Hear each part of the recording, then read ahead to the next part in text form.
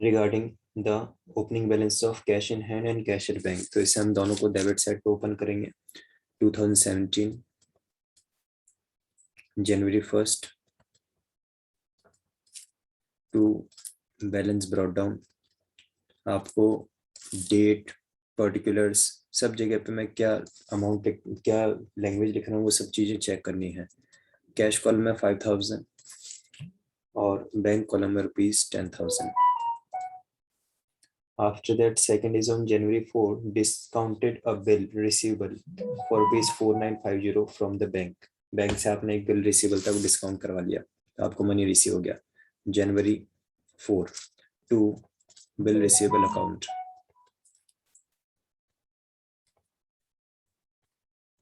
और bill receivable जब discount करवाते तो मनी जो है वो हमें अकाउंट में रिसीव होता है, तो 4950 हमारे बैंक कॉलम में आएगा। 4950, ठीक है।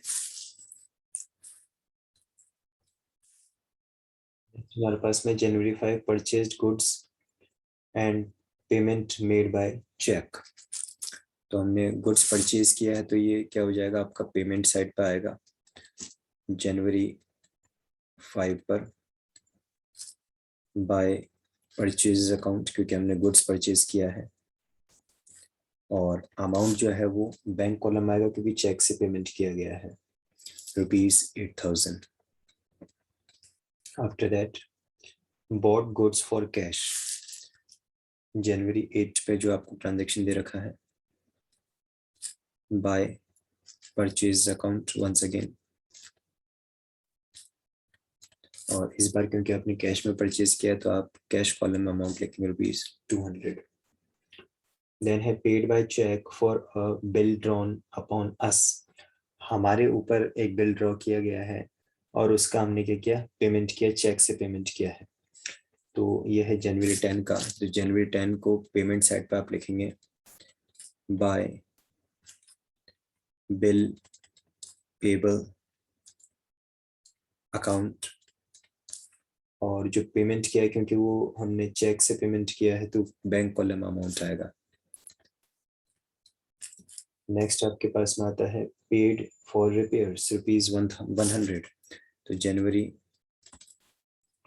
12 का ये ट्रांजेक्शन है, बाय रिपेयर्स अकाउंट, और अमाउंट जो है वो कैश कॉलम में आएगा ₹100।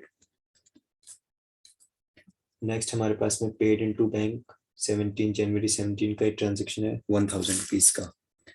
जनवरी 17 बाय बैंक अकाउंट। ध्यान से आप चेक करते जाएं कि आपने अपनी कॉपी में बिल्कुल यही लैंग्वेज और यही अमाउंट्स सही कॉलम में लिखे हों, और यहाँ पे हम लिखेंगे इसको जनवरी 17 टू कैश अकाउंट,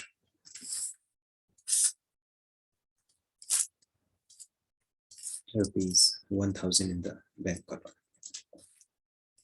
नेक्स्ट हमारे पास में जनवरी 18, Kishan who owed us ₹500 became bankrupt and paid us 20 पैसे in a rupee। तो एक पर्सन होगा जो हमारा डेटर होगा, उससे हमें कितना रिसीव हो सका, इट इज ऑन जनवरी 18 20 पैसे इन रुपये, यानी कि 20%। तो 500 का 20% जब आप निकालेंगे तो 100 आएगा। तो हम यहाँ पे लिखेंगे टू किशन अकाउंट, और कैश कॉलम में हम अमाउंट लिखेंगे इसका ₹100। अब यहाँ पे मैं थोड़ा सा आपको एक एक्सप्लेनेशन दूं कि ये जो जनरल एंट्री ये क्या होगा, इसका जो अमाउंट रिमेनिंग है 80%, उसका क्या होगा। उसके लिए जनरल एंट्री पास की जाएगी जर्नल प्रॉपर में। जर्नल प्रॉपर में क्या एंट्री हम पास करेंगे जनवरी 18 पे। जनवरी 18 पे हम लिखेंगे bad debts account debited to Kishan's account,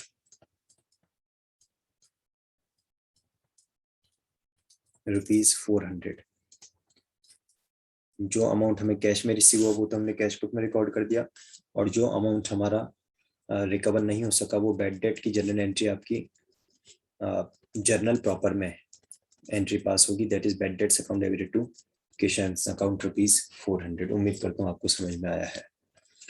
आगे बढ़ते हैं। इसमें नेक्स्ट हमें ट्रांजेक्शन दे रखा है, receive ₹1000 from Shyam and allowed him discount of ₹40। तो हम तो यहाँ पे जो मनी रिसीव किया उसकी बात करेंगे।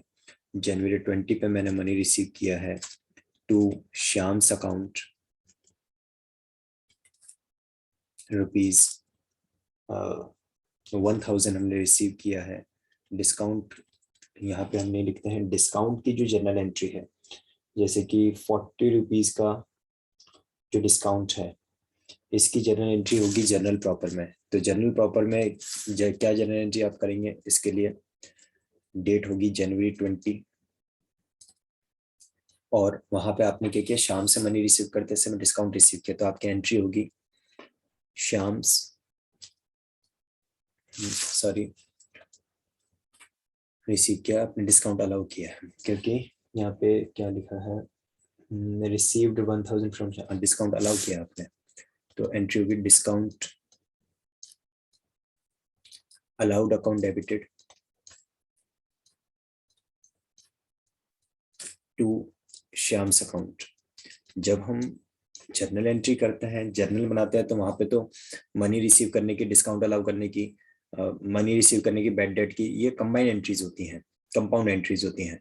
लेकिन जहाँ पे हम कैश बुक मेंटेन करते हैं, तो वहां पे कैश जो अमाउंट रिसीव हो वो तो कैश बुक में जाता है, और बाकी का डिस्काउंट वगैरह की जो एंट्री है वो कहाँ पे हो जाती है, वो फिर आपकी अलग से शो की जाती है जर्नल प्रॉपर में। तो क्या एंट्री होती है वो देख सकते हैं आप अपनी स्क्रीन पे, that is discount allowed account debited to Shyam's account ₹40 की अलग से एंट्री की जाएगी। आगे बढ़ते हैं। नेक्स्ट हमारे पास में जनवरी 21 paid ₹2500 Aman and he allowed us discount of ₹100। तो इस बार आपने पेमेंट किया है, तो आप आ जाइए पेमेंट साइट पर, जनवरी 21 बाय, जिसको पेमेंट किया उसका नाम लिख दो, बाय अमन्स अकाउंट, और आपने कितना पेमेंट किया है, आपने पेमेंट किया है ₹2500 का। जब कुछ नहीं लिखा तो हम ये मानेंगे कैश में ही पेमेंट किया होगा, तो कैश कॉलम अमाउंट लिख दिया। बात आती है जो ₹100 का डिस्काउंट उसने हमें अलाउ किया है, ये हमारे लिए डिस्काउंट रिसीव्ड हो गया। और डिस्काउंट रिसीव्ड की एंट्री कहाँ पे करेंगे, जनरल प्रॉपर में। क्या एंट्री होगी, इसकी एंट्री होगी Aman's account debited to discount received account. और कितना डिस्काउंट इन्होंने अलाउ किया, ₹100 का। तो इस तरह से आपके माइंड में क्लियर रहना चाहिए कि जनरल प्रॉपर में भी साथ के साथ आपको एंट्रीज करनी होती हैं, अगर क्वेश्चन ने जनरल प्रॉपर डिमांड किया है तो। हालांकि आपको तो क्वेश्चन मिलने वाले हैं ऑब्जेक्टिव टाइप के, बट आपकी नॉलेज में तो रहना चाहिए कि ये डिस्काउंट की एंट्री कहाँ पे होती है और किस तरह से होती है। तो जहाँ पे अमन ने हमें डिस्काउंट अलाउ किया था, तो उसकी एंट्री हम रिकॉर्ड करेंगे जनरल प्रॉपर में, Aman account debited to discount receive account की एंट्री। नेक्स्ट हमारे पास में ट्रांजेक्शन है जनवरी 22 पे, received from Hari and deposited the same into bank ₹2000। तो आप इसको रिकॉर्ड करेंगे रिसीट साइड पे, जनवरी 22 टू हरीज अकाउंट, और अमाउंट आपने रिसीव किया 2000। ये डायरेक्टली आपका बैंक कॉलम में आएगा, क्योंकि आपने रिसीव करके हाथों हाथ बैंक में डिपॉजिट कर दिया, तो इसके अलग अलग एंट्री ना करके हम इसको डायरेक्टली ₹2000 बैंक कॉलम में लिख देंगे। नेक्स्ट है जनवरी 24 पे, विड्रू फ्रॉम बैंक। तो जनवरी 24 को रिकॉर्ड करेंगे हम, withdrew from bank to bank account. ये कॉन्ट्रा एंट्री है, कितना आपने विड्रॉ किया है, ₹200।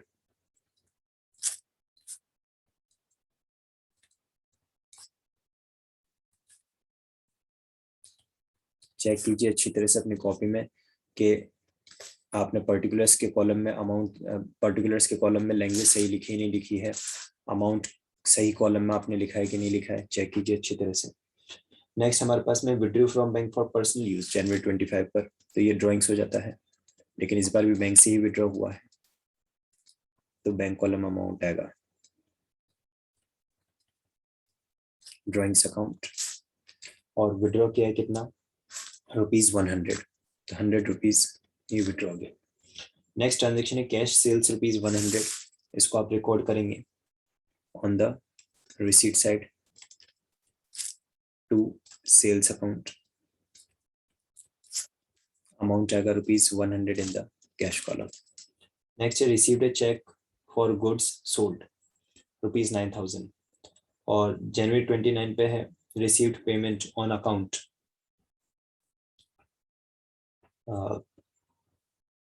Of a loan ₹3,000 and deposited out of it ₹2,500 into the bank. तो ये जब जो जनवरी 27 का ट्रांजैक्शन है, क्या लिखा है इन्होंने, आपने गुड सेल किया और चेक रिसीव किया। वैसे तो रिसीट ऑफ चेक को हम रिकॉर्ड नहीं करते हैं कैश बुक में, लेकिन क्योंकि इस ट्रांजैक्शन के बारे में आगे कोई और इन्फॉर्मेशन नहीं है, इस चेक के बारे में आगे कोई और ट्रांजैक्शन ही नहीं है, तो हम ये अज्यूम कर लेते हैं कि ये हमने रिसीव करके इमीडिएटली हमने क्या किया, उसको डिपॉजिट कर दिया बैंक में।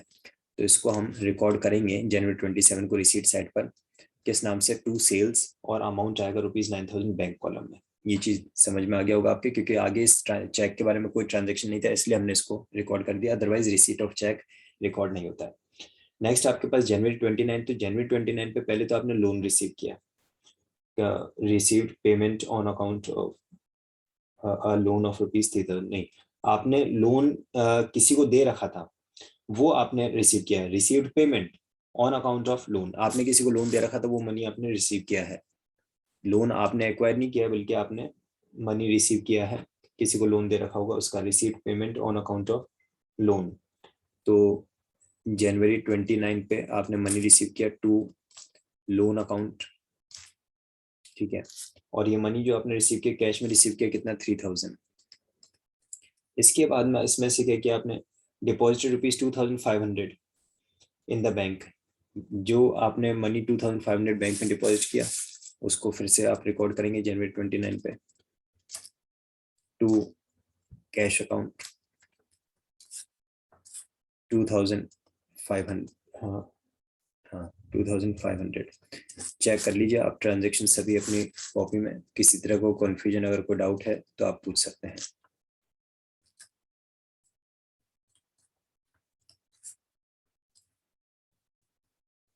फाइनली जब सारे ट्रांजैक्शन खत्म हो गए हैं, तो अब हमारा लास्ट वर्क क्या बचता है, हमें इसका जनवरी 31 पे बैलेंस कैरेट डाउन, जनवरी 31 पे हम इसका बैलेंस कैरेट डाउन कैलकुलेट करेंगे, राइट।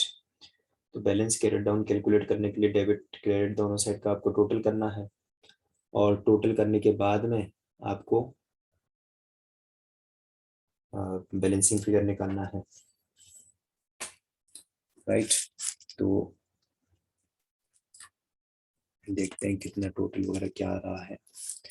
देखिए कैश कॉलम का जब आप देखेंगे, तो आपके पास में कैश कॉलम का टोटल जो है वो आएगा 9,400 रुपीज डेबिट साइड पर, और क्रेडिट साइड पर कुछ कम आ रहा है 9,400, और जो बैलेंसिंग फिगर आएगा आपके पास में क्रेडिट साइड पर, दैट वुड बी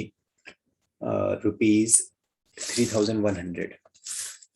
तो आप चेक करें कि क्या आपका सेम बैलेंसिंग फिगर आया या नहीं।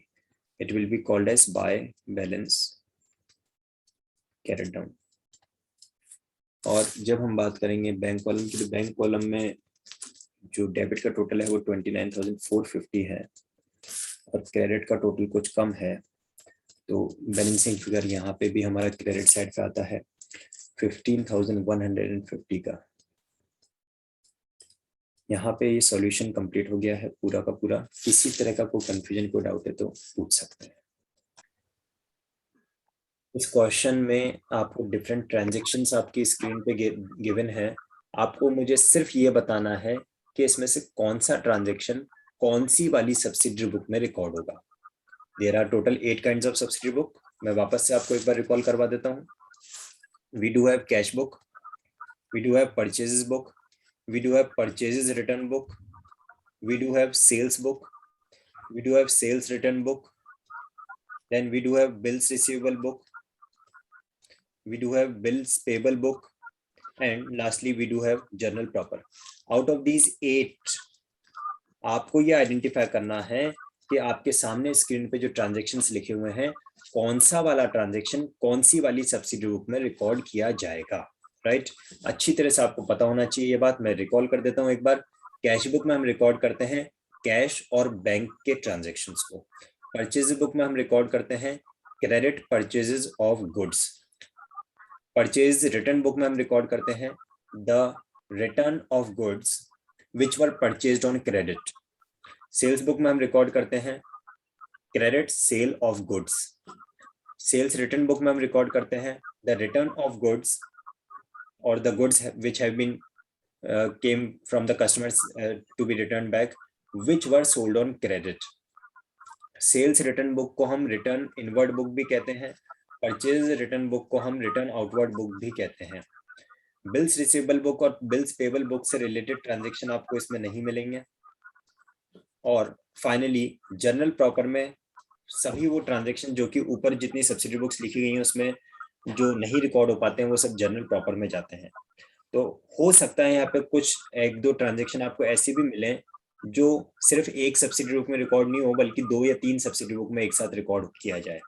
जैसे कि अभी थोड़ी देर पहले हमने देखा था बैड डेट्स वाला जो ट्रांजैक्शन था वो कैश बुक में आधा कैश बुक में रिकॉर्ड हुआ था 20% और 80% जर्नल प्रॉपर में गया था. जो डिस्काउंट वाला मनी रिसीव करने वाला ट्रांजैक्शन था उसमें मनी रिसीव किया वो तो कैश बुक में आया था, डिस्काउंट रिसीव्ड उसका उधर गया था आपका जर्नल प्रॉपर में. तो इसी तरह से ऐसा जरूरी नहीं है कि एक पर्टिकुलर पूरा का पूरा ट्रांजैक्शन एक ही सब्सिडी बुक में रिकॉर्ड हो. It is possible, it may be possible that a single transaction may be recorded in more than one subsidy book, right. तो शुरू करते हैं हम लोग. सबसे पहला ट्रांजैक्शन आपकी स्क्रीन पे है मार्च 1 का. मार्च 1 का ट्रांजैक्शन है. ओपनिंग बैलेंसेस दे रखे हैं हमें कैश का, बैंक ओवरड्राफ्ट का और कैपिटल का. ये हमें 3 ओपनिंग बैलेंसेस दे रखे हैं. आपको मुझे ये बताना है कि ये कौन सी वाली सब्सिडी बुक में रिकॉर्ड होगा.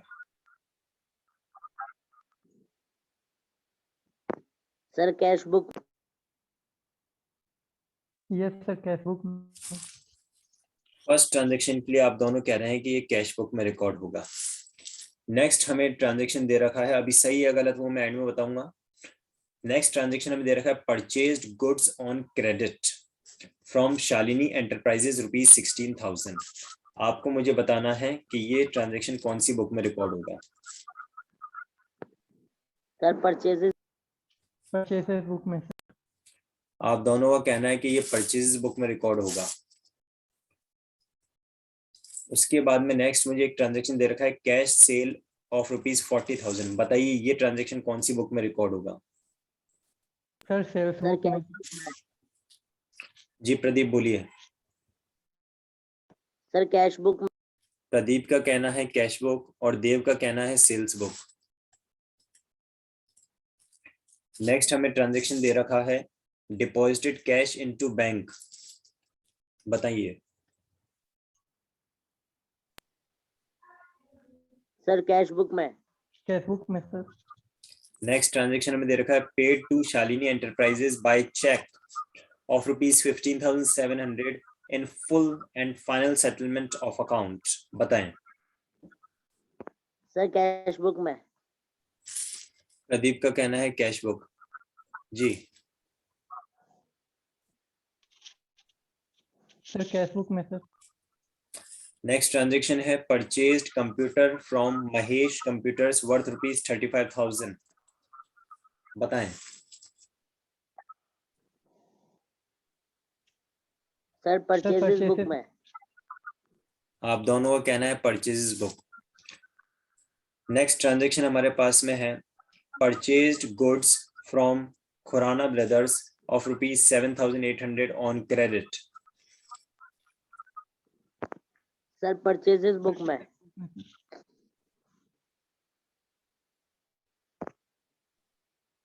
Sir purchases. हाँ प्रदीप आपका तो सुन लिया, देव के आंसर का इंतजार कर रहा हूँ. Purchases book sir.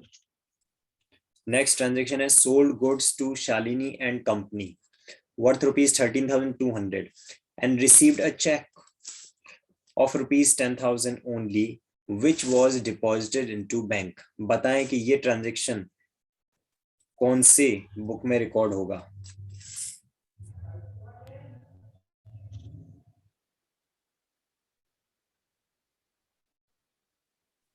Sir cash book. आप दोनों का कहना है cash book. Second last transaction है पेड सैलरी बाय चेक ₹4,500. बताइए. Sir cash book. Sir general proper. Pradeep का कहना है कैश बुक, देव का कहना है journal proper.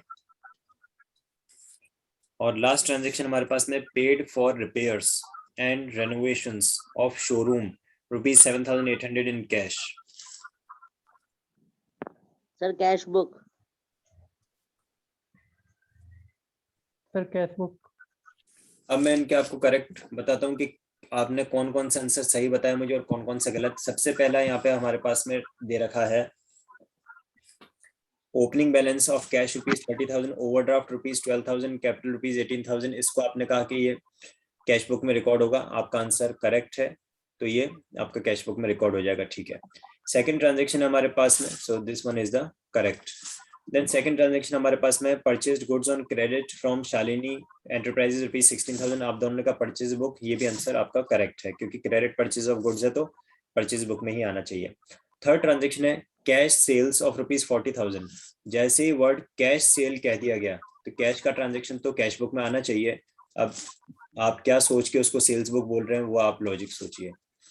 Then third transaction हमारे पास में है, फोर्थ ट्रांजैक्शन हमारे पास में है March 8 पे डिपॉजिटेड कैश इनटू बैंक।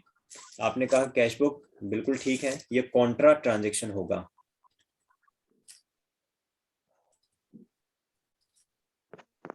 क्योंकि ये both side of cash book पे रिकॉर्ड होगा। इसके बाद में है March 8, इस ट्रांजैक्शन को आपने शायद थोड़ा सा ध्यान से नहीं पढ़ा। Paid to Shalin enterprises by cheque, ठीक है, आपने चेक से पेमेंट किया उनको 15,700 in full settlement of account. तो शालीन एंटरप्राइजेस का अमाउंट कितना, अकाउंट कितना था, 16,000 रुपीज का। 16,000 रुपीज का जो अकाउंट था और आपने उनको 15,700 पेमेंट किया फुल सेटलमेंट में, इसका मतलब आपने 300 रुपीज क्या किया है, आपने 300 रुपीज डिस्काउंट रिसीव किया है। और जब आप डिस्काउंट रिसीव कर रहे हो तो फिर इसको जर्नल प्रॉपर में भी रिकॉर्ड किया जाना चाहिए। तो जो March 8 का ट्रांजैक्शन है वो कैश बुक में भी आएगा और जर्नल प्रॉपर में भी आएगा। जो March 8 का ट्रांजैक्शन है that will be recorded in cash book as well as in journal proper. क्यों? क्योंकि यहाँ पे आपने पेमेंट किया है वो तो कैश बुक में जाएगा 15,700, लेकिन जो 300 रुपीज का आपने डिस्काउंट रिसीव किया वो जर्नल प्रॉपर में आएगी एंट्री उसकी, राइट। नेक्स्ट आपके पास में आता है March 10 का transaction, purchase computer from Mahesh computers worth ₹35,000। आपने क्या परचेज किया, आपने कंप्यूटर्स परचेज किए हैं, आपने गुड्स परचेज नहीं किए हैं, आपने कंप्यूटर परचेज किया है और वो भी क्रेडिट पे परचेज किया क्योंकि पर्सन का नाम दे रखा है तो क्रेडिट पे परचेज किया गया है। और क्रेडिट पे जब कोई एसेट परचेज किया जाता है तो वो रिकॉर्ड होता है जर्नल प्रॉपर में, ना कि परचेज बुक में। जब हमने क्रेडिट पे कोई एसेट परचेज किया है तो इसे हमें रिकॉर्ड करना चाहिए जर्नल प्रॉपर में। परचेज बुक में तो क्रेडिट परचेज ऑफ गुड्स आता है ना, कंप्यूटर को गुड्स में थोड़ी है, इतने सारे ट्रांजैक्शन थे, यहाँ पे गुड्स लिखा हुआ है, ये यहाँ पे इसने गुड्स लिखा हुआ है, ये यहाँ गुड्स लिखा हुआ है, तो गुड्स आता है परचेज बुक सेल्स बुक में। तो आप उसको, कंप्यूटर जो है वो फिक्स एसेट में है तो वो purchase credit purchase of fix asset आपका जर्नल प्रॉपर में जाएगा। March 11 पे ट्रांजैक्शन है purchased goods from Khurana brothers for ₹7,800 on credit, ये हमारा परचेज बुक में आएगा जो कि आपने करेक्ट आंसर बताया। देन हमारे पास में sold goods to Shalini and company worth ₹13,200, आपने 13,200 का गुड्स सेल किया उसको, अच्छी बात है। रिसीव अ चेक ऑफ ₹10,000, आपने 10,000 का चेक भी रिसीव किया, तो बाकी का 3,200 का कुछ नहीं करेंगे क्या? बाकी का 3,200 क्या है, क्रेडिट सेल्स है। और क्रेडिट सेल्स किस में रिकॉर्ड होती है, सेल्स बुक में रिकॉर्ड होती है। यानी कि ये ट्रांजैक्शन कैश बुक में भी रिकॉर्ड होगा और सेल्स बुक में भी रिकॉर्ड होगा। कैश बुक में आएगा 10,000 और सेल्स बुक में आएगा ₹3,200, ठीक है। तो मैंने पहले ही बोल दिया था कई ऐसे ट्रांजैक्शन भी आपको देखने के लिए मिलेंगे जो एक से ज्यादा सब्सिडी बुक्स में आ सकते हैं। देन आपके पास में आता है March 14 का transaction, paid salary by cheque, आपने चेक से पेमेंट किया सैलरी का, तो इसको आप कैश बुक में रिकॉर्ड कर देंगे पेमेंट साइड पर। अब जर्नल प्रॉपर आपने क्या सोच के बोला वो आप खुद डिसाइड कीजिए। देन लास्ट हमारे पास ट्रांजैक्शन है paid for repairs and renovation of showroom of ₹7,800 in cash. जैसे वर्ड कैश आ गया तो कैश बुक में रिकॉर्ड हो गया। तो यहाँ पे कुछ 5, 7, 6, 8 ये ट्रांजैक्शन थे जिनमें मैंने आपसे सिंपली ये पूछा कि कौन सी सब्सिडी बुक में वो रिकॉर्ड होना चाहिए। तो 100% करेक्ट आंसर तो आप दोनों की तरफ से मुझे देखने के लिए, सुनने के लिए नहीं मिला। द मेन थिंग इज अभी आप लोगों को और प्रैक्टिस की जरूरत है। Exams are approaching within few days. आप लोगों को रात दिन मेहनत करनी पड़ेगी, प्रैक्टिस करनी पड़ेगी क्वेश्चंस की, तभी जाके इम्प्रूवमेंट हो पाएगा। अगर कुछ पूछना चाहते हैं तो पूछ सकते हैं।